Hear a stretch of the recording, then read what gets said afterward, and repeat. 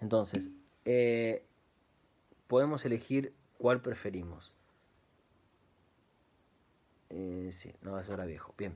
Entonces, les quiero explicar un poco más sobre esa como mirada nietzscheana que tiene Foucault a partir del texto este que estamos leyendo. eh, y que dice esto, ¿no? Dice que en la ontología que podríamos encontrar que está detrás, por lo menos, de la filosofía de Foucault, no es que él haya escrito ontología, ¿no? ¿Qué es la ontología? La ontología es el estudio del ser, ¿no? Decimos que una ontología es una concepción acerca del ser. Foucault no escribió un libro de ontología, pero claramente la suponía, como todos. Todos suponemos que es el ser. Lo que yo estoy explicando antes, acerca de cómo la realidad es una construcción, cómo la realidad no es una cosa, eso supone una concepción ontológica. Supone una concepción ontológica que dice que el ser de las cosas no es lo que es inmutable o no es lo que es siempre idéntico, sino que es lo que es variable y cambiante. Lo que a lo largo de la historia va tomando distintas formas, por ejemplo, ¿no? O aquello que termina siendo un producto, un efecto de, digamos, de la propia potencia o fuerzas que forman parte del ser, ¿no? Entonces, decir que la ontología carece de una a priori trascendental, como dice el texto, eso se refiere a que la concepción del ser no parte de una determinada concepción que dice que las cosas son esto y que la realidad es algo definido, sea porque la determinación está en la realidad misma o la determinación la da el sujeto, como va a pensar Kant y de alguna manera toda la modernidad, ¿no? En la historia de la filosofía eh, podríamos pensar que el mundo antiguo y medieval en la historia de la filosofía se caracterizó porque el pensamiento de los filósofos y de los científicos giraba en torno a las cosas, el pensamiento se dirigía a las cosas, había que pensar las cosas que se creían que estaban allí afuera y el sujeto tenía que ir a descubrirlas, que es lo que estuve explicando antes.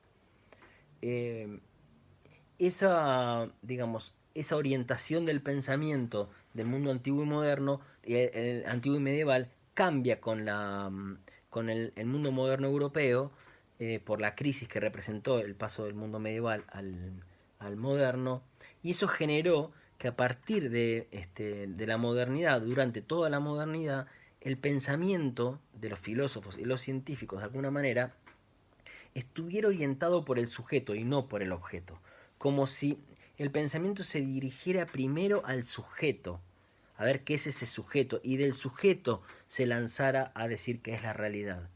Por ejemplo, los que hayan cursado problemática lo saben, los que no lo sabrán porque tendrán que cursarla. Por ejemplo, Kant, ¿no? Kant es un filósofo que considera que lo que nosotros eh, entendemos como realidad, la representación que tenemos de nuestra realidad, se funda en el sujeto mismo, son las estructuras a priori, antes de cualquier experiencia, que poseen todos los sujetos, todas las personas, todos los individuos, el sujeto de conocimiento, son esas estructuras las que terminan moldeando y definiendo lo que resulta ser de la realidad. Insisto, esto es importante para entender a Foucault. La estructura que determina la realidad puede estar en el objeto. Aquello que es el principio explicativo de la realidad puede estar en el objeto. O aquello que es el principio explicativo de la realidad puede estar en el sujeto. Pero en ambos casos, la realidad es una sola cosa. Y es la misma para todos. Y no cambia y no es una construcción. Es lo que es. Sea porque eso es lo que termina definiendo el sujeto o lo que es lo que está definido en el objeto, la realidad es una sola y es invariante. La realidad no varía, no cambia. ¿No? Cuando me refiero a sujeto acá, que es esta idea del pensamiento moderno y particularmente de Kant, no me estoy refiriendo a la persona. El sujeto es eso que todos somos, ¿no? El sujeto de conocimiento es como la estructura de la facultad de conocimiento humana, que es la misma en todos, con lo cual todos terminamos definiendo la realidad de la misma manera. Entonces, una concepción tradicional de la ontología nos diría que la realidad es algo que está definido de una única manera y que es igual para todos, que se presenta del mismo modo para todos y que no depende, por supuesto, ni de las épocas, ni de las culturas, ni de las personas. Sea porque esa realidad está definida tal como es en el objeto, el mundo antiguo y medieval, o sea porque la realidad está definida en el sujeto, el mundo moderno. Bien. Podríamos pensar que la concepción contemporánea, dije, el mundo antiguo y medieval, el mundo moderno europeo, y ahora puedo decir, la filosofía contemporánea, la actual, es un tipo de filosofía en donde el pensamiento no está orientado ni por el objeto ni por el sujeto, sino que está orientado por algo que no es ni subjetivo ni objetivo, que no tiene el registro de un objeto ni el registro de un sujeto. Parece que hay más realidad que eso. Parece ser que la realidad no se agota entre sujetos y objetos. Parece ser que, además de eso, lo que hay es una especie de caos que es presubjetivo y preobjetivo, una especie de materia en movimiento, de devenir, de flujo heraclitio, como el de el río de Heráclito, de materia en constante devenir, en constante cambio, que no está constituida de una determinada manera, porque es puro cambio, que se define por la capacidad de producción, de génesis, de creación, y que en sí misma esa realidad, ese flujo, ese cambio, no tiene la forma de un objeto, no son objetos, no son cosas, tampoco son sujetos, sino que es algo que no es ni objetivo ni subjetivo. ¿Cómo llamamos a esto? Se lo puede llamar de muchas maneras. Dije flujo, dije devenir, río de Heráclito, por lo tanto podemos decir el logos de Heráclito, el fuego de Heráclito. Podríamos decir con Nietzsche la voluntad de poder. Podríamos decir con todos los filósofos atomistas que han existido, desde los antiguos, qué sé yo, Leucipo, Lucrecio, Epicuro, hasta la actualidad, el lluvia de átomos o materia en movimiento errático. Voluntad de poder de Nietzsche dije, el caos de Deleuze. Ahí hay el ser es entendido como una especie de fuerza que va generando constantemente realidad. Es decir, la realidad no es una cosa, sino es la fuerza de producir realidad. La capacidad, digamos, la energía que produce, no una cosa u otra, que es potencia, energía que es potencia, que es como un caos, de donde surgen todas las cosas, de donde brotan todas las cosas, y que en sí mismo no es nada, o que es insondable, que no se agota nunca. Entonces, esa es la ontología que está presente en Nietzsche y que está presente en Foucault, aunque él no diga nada de eso. Entonces digo, leo de vuelta el texto, pero esta ontología carece de un juicio trascendental al modo del sujeto kantiano. El a priori se funda en la historia. ¿Qué quiere decir esa frase?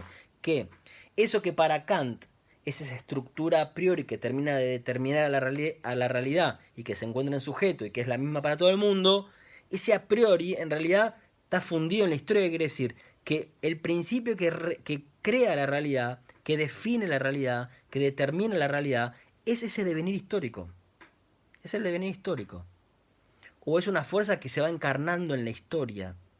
¿No? Es una fuerza que se va encarnando en la historia, que va generando la misma historia. Es decir, que ninguna verdad, ningún ser, nada, nada escapa a la historia. Nada escapa a una época, a un registro en una determinada época. Que las cosas varían con el tiempo. ¿Sí? Eso es un poco la idea entonces de esta ontología como nietzscheana, ¿no? Si nosotros quisiéramos como ahondar un poquito más en esto, tenemos que apelar a las ideas como de la metafísica para entenderlos, ¿no? Esta ontología nietzscheana, esta ontología del caos, esta ontología del devenir, que no es otra cosa que decir que el ser es devenir, que ser es cambiar, que ser es ser diferente, que ser es producir algo nuevo, esa concepción se opone a la mirada metafísica tradicional, que muchos de ustedes conocen, que consiste en qué cosa, en decir que la realidad está definida por un ser que es el principio explicativo de la realidad. Y ese ser es uno, es inmutable, es permanente, es atemporal. Es decir, lo que hace que las cosas sean lo que son siempre es algo del orden de lo uno, lo atemporal, lo permanente. ¿No? Como el concepto de esencia, que también seguramente conocen, ¿no? Si yo digo que un ser tiene una esencia, la esencia es eso que es uno y que explica la multiplicidad de seres. Y la esencia es uno. La esencia, ¿cómo es? Inmutable, no cambia, porque si cambia estamos hablando de otro ser. Las esencias son siempre las mismas. Las esencias son lo que determinan al ser a ser lo que es, y la esencia es lo verdaderamente real del ser. ¿Sí? Perdonen el ejemplo medio tonto, pero es como poner una receta. No sé, yo digo, hagamos un budín de limón. Y tengo una receta, y yo les escribo la receta, y en vez de ser una clase de filosofía, esto es una clase de cocina, tendría mejores resultados, tal vez. Eh, Digo, porque el resultado sería algo para comer, ¿no? Yo les doy una receta en donde la receta dice, y perdón si digo una bestialidad, 4 huevos, harina, aceite, el budín de limón, dije, ¿no? Unas gotitas de limón y azúcar. La receta es la misma para todos. Después cada uno de ustedes va a hacer un budín de limón que va a ser diferente. Después te explico para cocinar. Sí. Cada uno de ustedes, a partir de la misma receta, va a terminar creando un budín que es diferente. Algunos lo harán rectángulo, otros rectangular, otros redondo. Algunos le sale más quemadito, uno más clarito. Uno le pone azúcar por arriba, el otro... Cada uno tiene un budín particular. Pero si cada uno de esos seres es un budín de limón, es porque en todo se encuentra el mismo principio explicativo de ese ser, que sería la esencia. Es decir, la esencia se encuentra presente de algún modo en esos seres. Y la esencia es lo que explica por qué eso que está ahí adelante es un budín de limón. Las esencias, las recetas, ¿no? Las esencias son recetas. Son recetas que no cambian, que son únicas. Y por eso la realidad es única y no cambia. Esto es una cosa típica del pensamiento metafísico. La realidad es algo que no cambia. Lo verdaderamente real es algo que es único e inmutable. Insisto en esto, porque si no se entiende esto, no se va a entender cómo es que Foucault entiende que la locura es una creación histórica. O no se va a entender esto que estamos explicando de la ontología histórica, ¿no? Yo me perdí. Muy bien, Cintia, sí, porque fui muy rápido, supongo. Bien, voy a ir más despacio. eh, Para entender, estamos leyendo este texto, ¿no? De Cecilia. Para entender qué es la ontología histórica, para entender cómo es posible que Foucault diga que la locura es una creación, que el loco como tal, y que el concepto de locura es una construcción histórica, y que depende de una época histórica, y que entonces no hay una realidad de la locura, lo va a decir más adelante, no hay una realidad de la locura. La locura no es un ente, no es una cosa que está ahí afuera y descubrimos. Para entender eso, lo que hay que entender es la concepción ontológica que tiene Foucault sobre la realidad. Es decir, la concepción ontológica que sería la concepción del ser que tiene. Cómo entiende qué son las cosas, qué es el ser de las cosas. Y la ontología que tiene Foucault, que le permite comprender que las cosas son construcciones, es esta ontología que dije nietzscheana, que considera que el ser es puro movimiento, es un devenir, son fuerzas que crean como si fuera una especie de caos sin fondo, desfondado y desfundado, que va creando constantemente formas. Y que lo real entonces no es una cosa, que la realidad más vale es el devenir, es el cambio.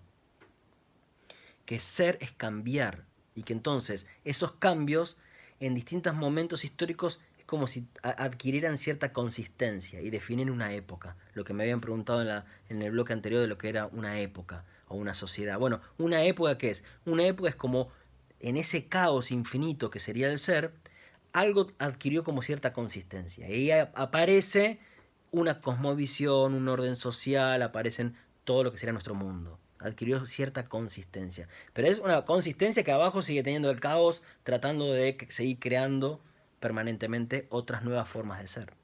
Esa es la concepción que tiene Foucault, que le viene de Nietzsche. Una concepción que le viene de Nietzsche, pero que uno puede rastrear en Heráclito, en el mundo antiguo, en Anaximandro, en los atomistas, incluso en ciertas concepciones religiosas, en ciertos mitos que postulan el caos como el origen de las cosas. Es decir, una concepción que postula que el ser es cambio, una concepción que postula que el ser es devenir, que el ser es creación, que el ser no es algo determinado, que no es uno, que lo verdaderamente real no es lo uno, lo único y lo permanente, que es la concepción de la metafísica. Entonces, para comprender, y esto es lo que estaba explicando, para comprender qué es esa ontología histórica, para comprender cómo es que Foucault dice que la locura es un invento, o yo dije antes que la mujer es un invento, para comprender cómo es que inventamos eso, para comprender cómo es que inventamos que una persona no vidente es un discapacitado, es lo mismo, es un discapacitado, le falta algo. Para comprender eso, que todo eso es una construcción, es una construcción. El loco es un invento, el discapacitado es un invento, la mujer es un invento, el chorro es un invento. ¿Qué quiere decir invento? ¿Que es algo falso y la realidad está en otro lado? No, que es una realidad inventada. Pero la realidad no es algo distinto de esos inventos. Para entender eso, para poder entender eso, tenemos que entender esa ontología de Foucault. Y para entender esa ontología, hay que entender la ontología dominante en el pensamiento. La ontología o la concepción acerca del ser dominante en la historia de la filosofía, que ha sido otra, que no es esta. La ontología dominante, la concepción dominante acerca del ser y de lo que es el ser de las cosas, no es la que acabo de explicar. Es la ontología de la metafísica, que es la que nosotros tenemos en nuestras cabezas, que consideran que la realidad es algo que está ahí afuera hecho y que no depende de los humanos ni depende de la historia. Y que si hay una naturaleza femenina, eso no depende de las épocas, esa es su naturaleza. Es como decir la receta. La receta es eso que permanece siendo siempre la misma. Y qué es lo que está detrás de cada uno de esos budines de limón que hacemos y hace que cada uno de esos budines sea un budín de limón. Bueno, hay una naturaleza femenina, como si fuera una receta femenina, una esencia femenina, que es lo que hace que cada una de ustedes o cada una de las mujeres sea una mujer. Entonces yo digo, ¿qué es lo que hace que esta torta sea un budín de limón? Y bueno, mira, tiene limón, tiene huevos, tiene harina, y ahí está la receta del budín de limón. ¿Qué es lo que hace que este ser sea una mujer? Bueno, mira, es madre, es paciente, y ahí están las características que la receta de la mujer o la naturaleza de la mujer posee. La concepción dominante en la historia del pensamiento ha sido esta. Esa es la concepción de la metafísica, que considera que la realidad, lo verdaderamente real, siempre es uno, siempre es lo uno, hay una única receta, es inmutable, no cambia, es permanente, es atemporal, es independiente de la acción humana, es ahistórico. Esa es la concepción que nosotros tenemos. Es la concepción que, insisto, es la que nos dice que las cosas ya están hechas y yo las descubro a lo sumo. La locura no es un invento, estaba ahí. A lo sumo, la historia de la filosofía y la ciencia no había llegado a descubrir que era la locura. La había pifiado. Estaba acá la locura y siempre estaban dándole vueltas. Hasta que la psiquiatría descubrió eso que estaba ahí. Nosotros tenemos esta concepción, que es la concepción de la metafísica. Y Foucault, precisamente, para llegar a decir que la locura es un invento y que no hay realidad de la locura, que la locura no es una cosa ni un ente que está ahí afuera y yo descubro, antes tuvo que adquirir y tomar y asumir esta concepción ontológica que le venía a él de Nietzsche, que dice que la realidad es más bien cambio y que esos cambios en distintas épocas históricas cuajan, adquieren como cierto sentido, como cierta consistencia que permite dar una identidad, en donde ahí aparece una época en donde hombres y mujeres somos estos, los enfermos y los sanos son estos, y ahí aparece una determinada época o sociedad. Bien. ¿Mejor, Cintia? Eso es lo que... Todo esto fue respuesta excelente. Bien. Bueno, entonces, es importante que nosotros entendamos esto que estoy diciendo, porque sin esto no se entiende, ¿no? El planteo de Foucault. ¿Sí? ¿Alguien quiere decir algo? No. Hacen ruido con el micrófono, nada más. Bueno. Miren, les voy a leer a ver si puedo otra partecita que dice algo de esto. Bueno, eso quiere decir que es un constructo, ¿no? La realidad es un constructo, es decir, es un efecto de esa estructura discursiva que en Foucault va a ser el concepto de episteme también, ¿no? Dice, el a priori, no, miren, esperen, que les voy a leer un poco más adelante, si lo encuentro. Foucault analiza las formas en que una determinada sociedad ve y nombra la forma en que se establece el nexo que anuda las palabras y las cosas, las traba, las organiza, las ordena, las jerarquiza, dando cuenta de ese ver y de ese decir. Foucault se dirige exactamente al corazón de la producción del saber, al espacio de las identidades, las semejanzas, de las analogías que permiten cierta ordenación de cosas diferentes o parecidas. Esa ordenación de cosas diferentes o parecidas, ese sistema de analogías y semejanzas, es lo que va dando una forma determinada a una época, va dando una determinada trama. Antes dije, el caos adquiere como cierta consistencia. Según este Foucault, esa consistencia se la da esa trama discursiva o ese episteme, esa estructura de discursos que terminan definiendo lo que es posible de ser dicho o visto, ¿no? Bien. A ver si les leo alguna cosa más. Les quería leer algo en relación a esto que estaba explicando. A ver.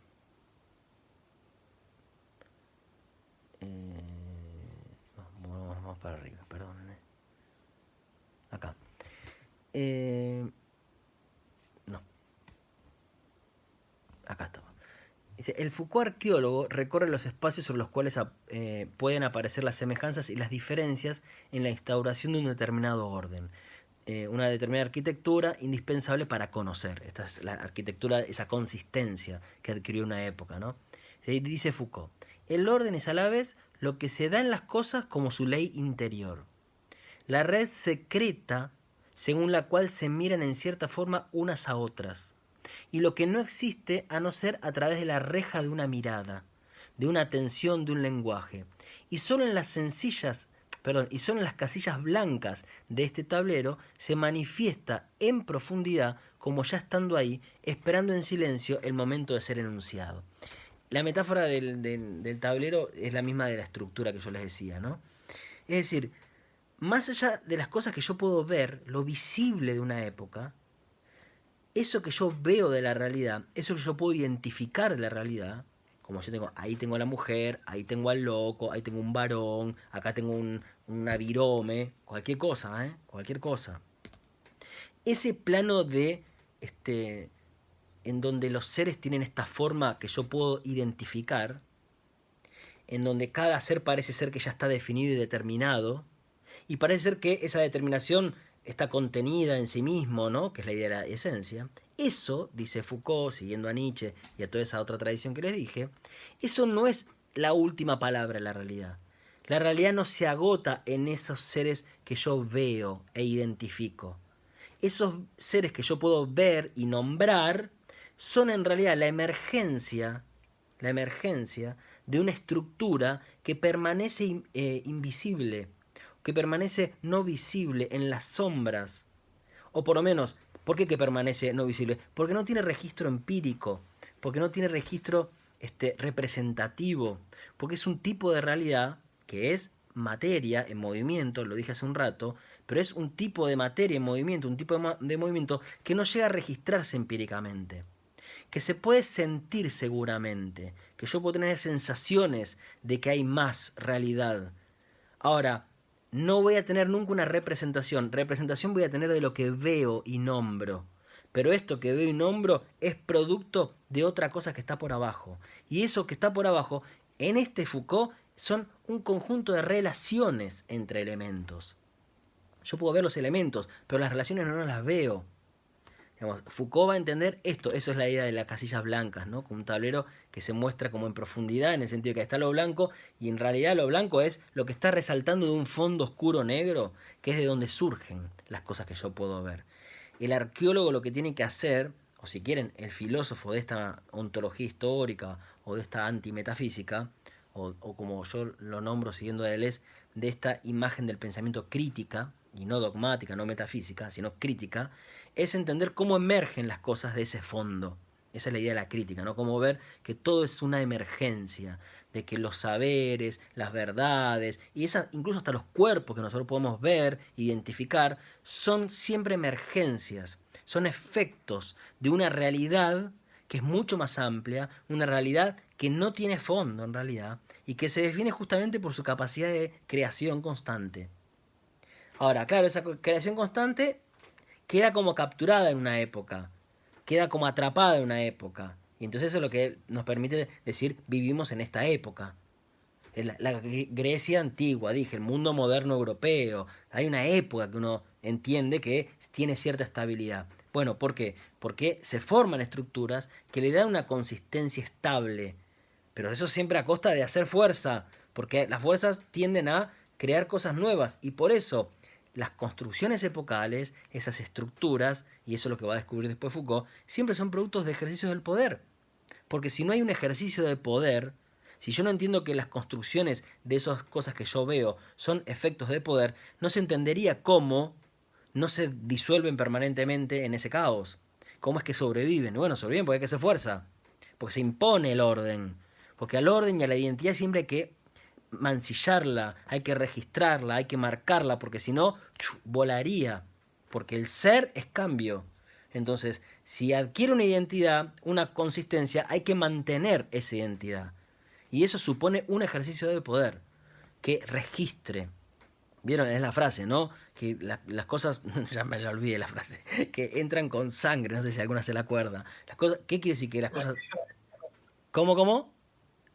la letra con sangre entra. No me salía, la letra con sangre entra. Con sangre se registran las cosas, con sangre, ¿qué es con sangre? Con ejercicio del poder. O como vamos a ver con Foucault, ¿no? Con esa cosa de la disciplina, no importa cómo. Pero ¿por qué es necesario ese ejercicio del poder para que la identidad sobreviva? Porque el ser es justamente todo lo contrario. Porque el ser es el cambio. Entonces, si yo quiero que se mantenga lo femenino y lo masculino, la mujer como ese ser que se define por la maternidad, por ese cuerpo sexual, por ese atractivo, por la peligrosidad, y el hombre es el ser racional, duro, que se impone, que no llora y que gobierna y que puede mandar. Si tenemos estas identidades para que se mantengan así, tienen que darse en una estructura de poder, porque si no, cambiaríamos y no habría ni siquiera esta realidad que nosotros conocemos. Entonces, eso es un poco la idea que está detrás de este Foucault. Les leí cuatro renglones nada más de este texto de Cecilia sobre Foucault, pero bueno, me parece que esta es la parte tal vez más difícil de comprender de los supuestos de los que parte Foucault para decir que la locura es un invento, ¿no? Y que entonces es preciso entender. Muy bien.